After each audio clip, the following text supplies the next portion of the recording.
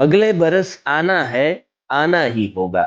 गणपति गजानन महाराजना आ उत्सवना 9 દિવસ કેમ પૂરા થઈ ગયા ખબર જ ન પડી।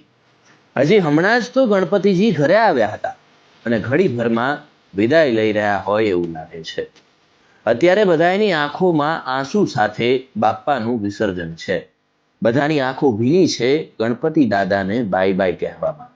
આનંદના આ 9 દિવસ, શ્રદ્ધાના 9 દિવસ, પ્રેમના 9 દિવસ જીવનમાં એક અનોખી જ ઉર્જાનો સંચય કરે છે। બાપ્પાને બાય કહેવું ગમશે જ નહીં। આખા શહેરમાં, ગામમાં એને ઢોલ નગારા અને ગણપતિ દાદાના કેટલાય ગીતો અને ભજનોનો અવાજ હજી થોડાક દિવસ સુધી ગુંજ્યા જ કરશે। સાંજ સવારની આરતી પછી બાપ્પાના મોદકના પ્રસાદની કંઈક વાત જ અલગ છે। અલગ અલગ થીમ્સ, મંડપો, રંગબેરંગી લાઇટો અને સંગીત, આ બધું થોડું ઝાંખું પડી જાય જ્યારે ગણપતિ દાદા વિદાય લે।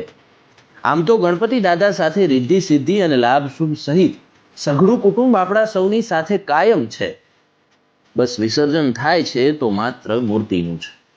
આપણી શ્રદ્ધા કેવી કે આપણે વિસર્જન વખતે માત્ર સાઉન્ડ સિસ્ટમમાં જ નહીં પરંતુ આપણા ધબકતા હૃદયની સિસ્ટમમાં પણ બાપ્પાને બાય બાય સાથે આગલા વર્ષનું આમંત્રણ પણ આપી દઈએ છીએ કે બાપ્પા અગલે બરસ આના હે, આના હી હોગા।